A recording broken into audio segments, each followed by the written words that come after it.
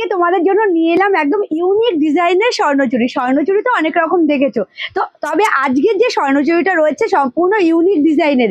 এর আগে স্বর্ণচুড়ি অনেক রকম দেখিয়েছি বডিতে কাজ, আজকে যেটা ইউনিক বলছি বারবার করে সেটা রয়েছে একদম বডি প্লেন।